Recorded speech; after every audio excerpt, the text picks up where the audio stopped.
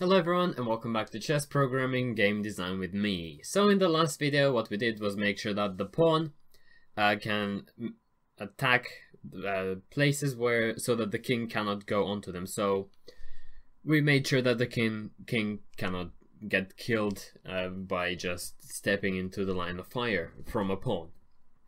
Today we're going to be working on the rook and maybe the bishop and the queen. We will see depending on time. If you remember, our rook, our bishop and our queen work in a very similar way. So if I do one, you should be able to figure out the other ones, but I am still going to go through the other ones as well. Just going to say this right now. This took me a while to get to work, so it might take me a while to explain as to why I've done what I have done. So to start off with, as I have done with all of the other pieces so far, I'm going to clear the king can't move here list. And make sure that I haven't added anything that clears it at the end. Good, I haven't. Next up, we don't actually need to edit any of this. We can even close it up, just so that it makes it more visible for us. And we also want to make a copy of our valid moves copy, or our valid moves at this point, it doesn't really matter, which is going to be king can't move here. So we just want to copy all of the elements from valid moves into king can't move here. This is because we want to be removing the elements where the king can move, instead of adding the elements where the king can't move. I think that this is the best way of doing it, just like we did with the valid moves. Instead of adding all of the places where the king can, or where the rook can move, we delete the places which are special, such as behind another piece. So now that we have this copy, what we want to do inside of this loop, well, before we get into that loop, I declared two new variables, two new booleans, which are called found piece right and found piece up. So if you remember, our for each loop in valid moves scans the squares going from left to right, from bottom to top. So it goes 0, 1, 2, 3, 4, 5, 6, 7, then 0, 1, 2, 3, 4, 5, 6, 7, and so on. Which means that the right and the top are scanned in a very similar way. And they're also added after the piece, whereas the bottom and the left are added before the piece is added. And we've used that to our advantage for valid moves. And now again we're going to use it to our advantage. We're going to be using valid moves copy once again to iterate through, and then deleting J from here inside of king can't move here. So let me demonstrate. After we have this valid moves remove J, we're going to have another set of codes. And so this is the code that we want to have to remove a certain element. So let me get the game started so that I can explain this more clearly, hopefully. Put that to one side, put this to the other side. And here we go. Now let's stretch it. Let's get the king into a good position. With the rook, it isn't going to be functional yet, the way I want it to be anyway. But it should. I just want to get the point across. Okay, so it is functional enough. If there is a king in the straight line of fire of the rook, then the king should not be able to step backwards, because, well, the king would be in the line of fire once again. However, if there was a piece, so let me just make a move. If there was a piece here, then I should be able to go here freely, because this is blocking the line of fire of the rook. And the king is not affected. If I remove that piece, I am again able to attack the king, and the king should not be able to move to the right or escape that way. So the way I've dealt with this in my code is the following. Found piece right and found piece up. These are made true once the scanning gets to the piece that is to the right. So this piece is going to be, if we're looking at the right of the rook, right now it would be the king. If the pawn was here, so where it was a few moves ago, so if the pawn was here, then that would be the move to the right. So check right square would be a pawn. And if the pawn was there, then check right move would be a king. Keep this in mind. So what I'm doing is, if check right square doesn't equal null, so I'm just making sure that it does exist, otherwise you get an error. I've explained this a few times before. And check right square dot piece in square is not a king. So if it's not a king, then I just want to remove all of the moves where the rook is attacking to the right.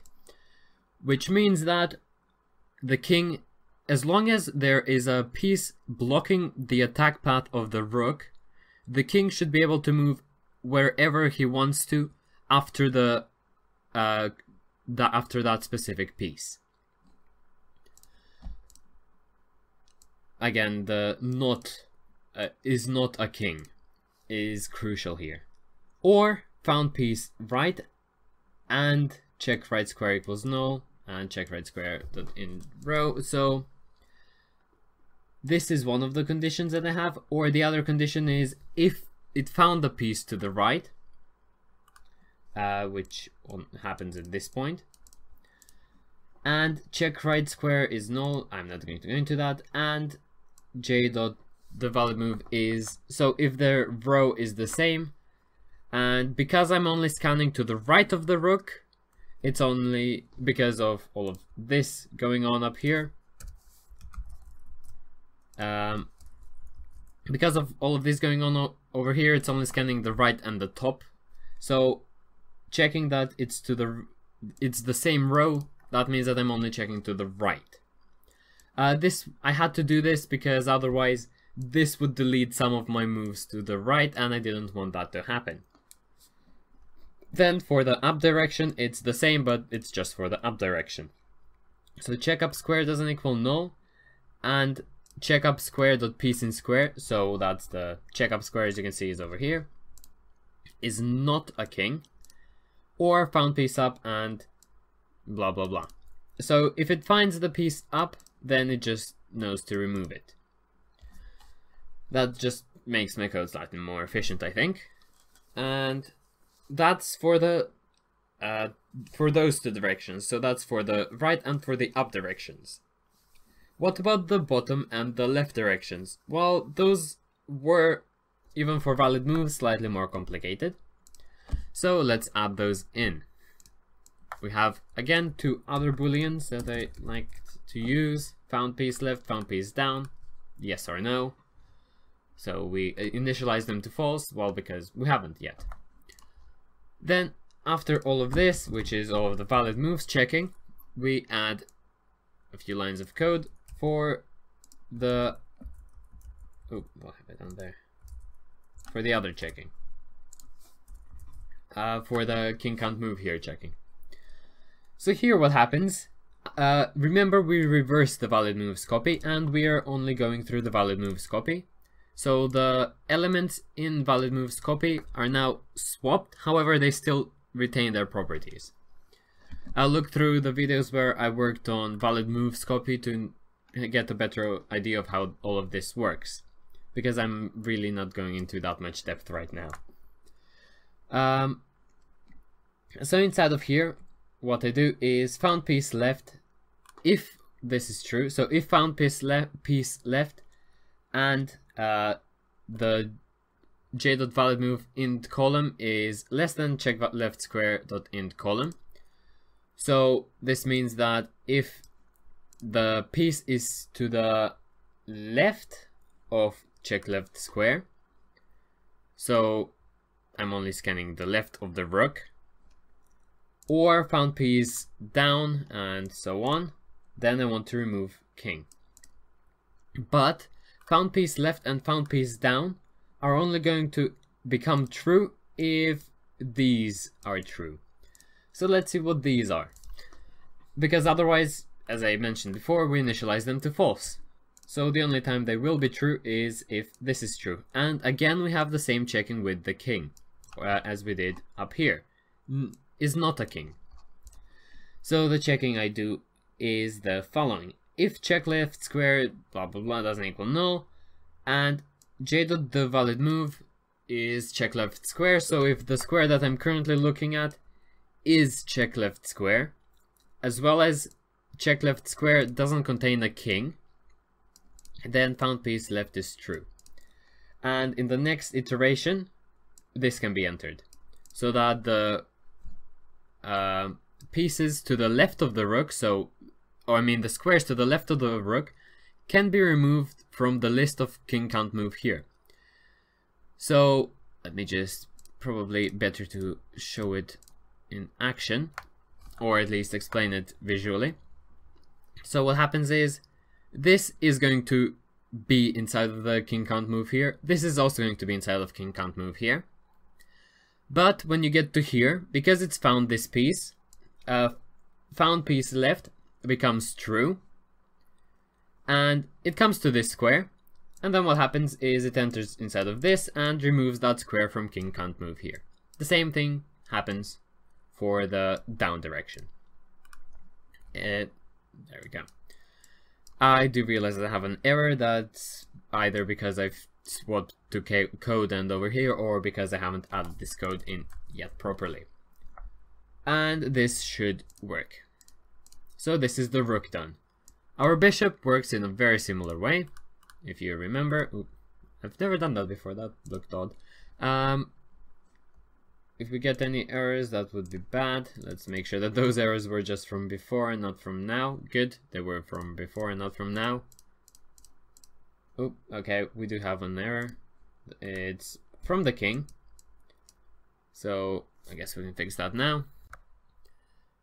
So I found my error, and that is that this 0 should actually be a 7. This code, well, this anyway, the thing that I'm changing is for the castling, and I realized that I'm checking this thing twice. If I have the 7 as a 0 there, I'm checking the same thing twice, which doesn't make sense. I have to check once 0 in the 0th column, and once for 7 in the 7th column for the rook, whether it's there. And now I don't get any errors. That was just in the king. It had nothing to do with what we had done today, so that's good. And now the rook blocks the right, the left, the top, and the bottom from being attacked by the king.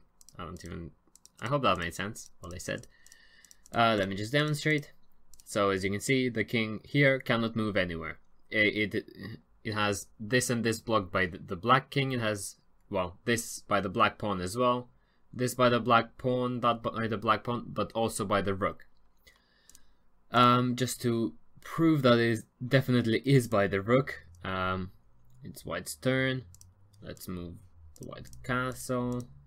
And this is quite awkward, the way I laid out my pieces right now. Let's get into a good position, hopefully. Okay, so nothing is attacking that spot, but this is a special case of an error that I have made in logic. And that is that because this rook has a king in its way, it's ignoring that it's a piece, so it just allows the king can't move here list to extend all the way to the end. Other than that, it does actually work. So we move that there, black's turn, move the there, and I can move the king there now.